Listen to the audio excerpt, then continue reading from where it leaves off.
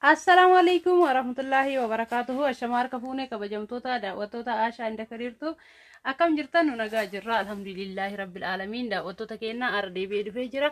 Arra maal qabattee dhuftee naan jettan meeshaa obboleettii teenna Faaxumaa gara Asallaa deema jechuudha daawwattoota keenya. Meeshaa obboleettii teenna Faaxumaa haala kanaan qabadhee isinii dhufee jira daawwattoota keenya.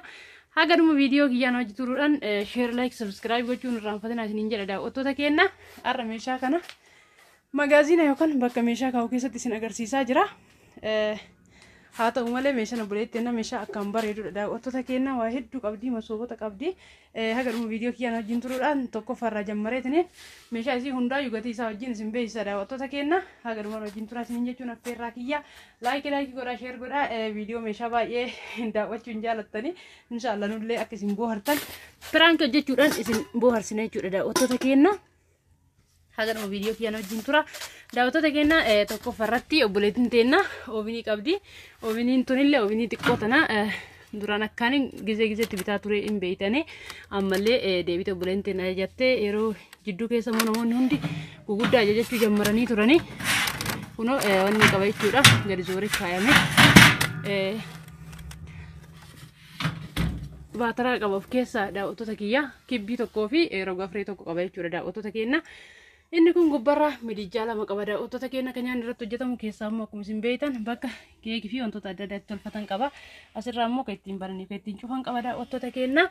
Kana fakkaata oobiniin kun jechuudha daawwattoota keenya qarshii kun 16 bitame yeroo ammaa kana jechuudha. Kabiraa immoo giloobal sahaanii ani adiin barbaadu boorannaa biteetteerti obboleettiin teennaa kunoo akkuma isin argitan kana booran bitee fi jira jechuudha daawwattoota keenya. Hidhannaan isaa yookaan qabannaan asirraa ittiin qabatan garaa isaa keessadha daawwattoota keenya. Freshan xiqqa guddaa qabee haga xiqqishuu gubbarraa kanatti jira jechuudha daawwattoota keenya. Inni kun qarshii 5,500 ni beeytan daawwattoota keenya. Kan itti aanu mootuyyoo jookii warqaammadha. Jookii warqaammallee akkuma isin argitan kana warqaammaa akkaan bareedduudha daawwattoota keenya. Wanni kaartoonii keessa baasuu barbaachisuuf hin jiru sirriitti argaa jirtanii. Kana fakkaata jookii warqaammaan qarshii 2,000 ni beeytan daawwattoota keenya. Kan biraa immoo booyilarii yookaan maashina bishaan ho'isuudha. Innis kunoo ni argitanii isa keessa sibiila ta'edha jechuudha daawwattoota keenya. Gatiin isaa qarshii 1,850. Kabiraa immoo maanka fannooti. Maanka fannoo immoo shigii isaa keessaa hin baafne. Maanka fannoo shigii keessaa yoo bahe baay'ee deebisuudhaaf bu'aa bahii qaba jechuudha daawwattoota keenya. Ni beeytanii tokko isaatiin adda addaan feestaala qaba. Asiin durallee isin agarsiisee ture kunoo kana fakkaata jechuudha daawwattoota keenya. Kana jecha keessaa hin baafne gatiin isaa qarshii 1,850 innillee. Kabiraa mootuyyuu rakabootii dimlaayitii yookaan rakabootii ifaadhaan hojjetu kana duraanillee ni beeytanii har'allee mabraati isaallee itti saqqa'ee akka isin argitaniif haala kanaan isiniif dhufee jira jechuudha daawwattoota keenya. Siinni isaallee akkaan babbareedduu fi waan dhasna beektuudha jechuudha daawwattoota keenya. Kana fakkaatti siinni isaa innillee haala kanaan billichi jechaa jira jechuudha daawwattoota keenya. Gatiin isaa qarshii 4,000. Kabiraa immoo rakabootii abbaa gadaatti as jira. Rakaboota abbaa gadaa siinii 12 qaba daawwattoota keenya. Isiin sufraa isaa hin barbaadu jetteerti. Sufraa irraa hambisuun ni danda'ama daawwattoota keenya. Sufraa irraa hambisteerti.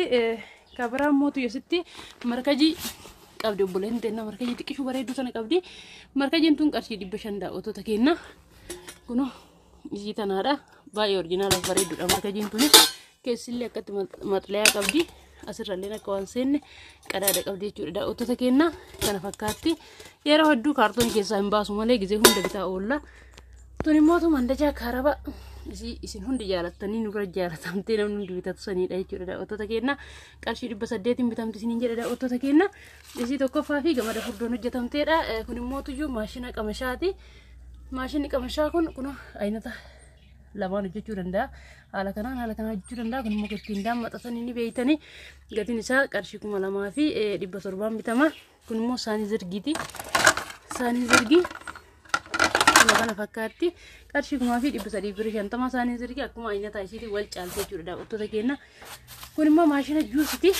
Maashinni juusii kun isa gizaaza fi isa furdaa ta'edha daawwattoota keenya. Baay'ee furdaadha. Kun immoo tuyyuu maayikaadha jechuudha daawwattoota keenya. Baay'een ulfaatu akka kaani. Tun immoo tuyyuu qimamii yookaan buna waan barbaadan daakuu kan dandeettan qaba. Asitti immoo maashina isaa guddicha kan biraatti saqqa'u jechuudha daawwattoota keenya. gatiin isaa qarshii 3,900 gurgurama. Gatii wajjin hima waan jettaniif yeroo baay'ee meeshaa nu beeksifnu isin gatii jettan bakka. Gatii garuu warri bitatu barbaada yoo dabales yoo qanasas keessa illee dhuftanii gaafachuu dandeettanii waan gizeen irra jiru immoo haala kanallee isin beeksisuu dandeenya. Kana bichaa miti daawwattoota keenya obboleettiin teenya maashina daabboo qabdi. Maashina daabboo immoo kaartoonii keessa iyyuu hin baafne jira mitiiree meeshaa hunda kaartoonii keessa yaasuun gizee kophaa kiyya jiru baay'ee ulfaataadha. Akka dhiirri wajji gizee jiru hunda yaafnee masarraa jechuudha. Daawwattoota keenya kan itti aanu mootuyyuu televezyiina qabdi kunuun. Televezyiina abbaa inchi 32 qabdi daawwattoota keenya. Televezyiinni kun isa smart fi wifi fis dalaguu kan danda'udha jechuudha daawwattoota keenya. Gatiin isaa qarshii 15,000 beeytan daawwattoota keenya. Kan itti aanu mootu obboleettiin teenya eelee qoraanii qabdi. Eelee qoraanii jechuun isii tana awwaara qabdi asirratti riine. Eelee qoraanii jechuun injiraa mitiiree gizee mabraatii namni fayyadamuun barbaadu baadiyyaa fa'aaf nama fayyadu jechuudha. Akkasumaan qoraanti guuraa itti fayyadamudha jechuudha daawwattoota keenya. Meeshaa keenya kaarraa gatii isaa wajjin haga ammaa isin agarsiisaa ture. Akka itti gammaddan abdii qaba. Ammallee xumuramne itti fufa masoobii qabdi jechuudha. Obboleettiin teenya masoobii haala kanaan gamalamee hojjetame qabdi jechuudha daawwattoota keenya. Walirraa buusee isin agarsiisa lama. Tokko madaamaraa fi tokko wiixa qabdi jechuudha daawwattoota keenya. Kunoo kan madaamaraa kana fakkaata. Baay'ee meeshaa bareedduu fi kwaaltii eeggatteedha kunoo. Addaan hin baatu haadha isaa wajjin yoo ol fuutellee kana fakkaatti. Daawwattoota keenya 2,300 inni kun immoo tuyyuu kunoo keessallee bal'aaf bareedaa isa ta'e kanaadha. Qadaan isallee kana fakkaata gamalamee jira. Qarshii 2,500 gurgurama. Kana fakkaata gatiin isaa isiniin jedha daawwattoota keenya. Warroonni meeshaa ajajachuu barbaadan hundi keessanuyyuu isin keessummeessina. Warri isinirraa turrellee hin argitanii guyyaarra baasatumaan jirra meeshaa. Tartiibumatu isinirra hin gahini obsaan nu eeggata. Gaafa tartiibni isinirra gahe immoo meeshaa keessan laaltanii akka itti gammaddan akka ittiin bohaartan abdii qabna isiniin jenna daawwattoota keenya. Nummootu laayikii gochuudhaan nu jajjabeessaa. Warroonni fooziyaatu jajjabeessaa hartan guddaa isin galateeffadha.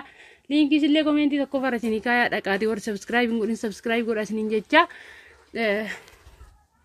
Warroonni lakkoofsa bilbila kiyyaa barbaadan immoo duwwaa 977 69 66 50 jechuudhaan imoo WhatsApp Telegram hin argachuu dandeettanii lakkoofsa dabalataa mootu direct illee nu barbaadan ta'e duwwaa 9 83 48 27 89 jechuudhaan nu argachuu dandeettan isiniin jedha daawwattoota keenya. Farnicharii Arabiyaa Majlisii wanti hundatu jira daawwattoota keenya. Samoona majlisii illee qabahutu jira. Isin agarsiisaa warri bitachuu barbaadanillee kallattimaan WhatsAppiin kotta heloo naan jedha isiniin jedha. Anammaaf xumuree jira. Viidiyoo biraatti walitti deebinutti. Assalaamu alaikum warahmatullaahi wabarakaatuhu.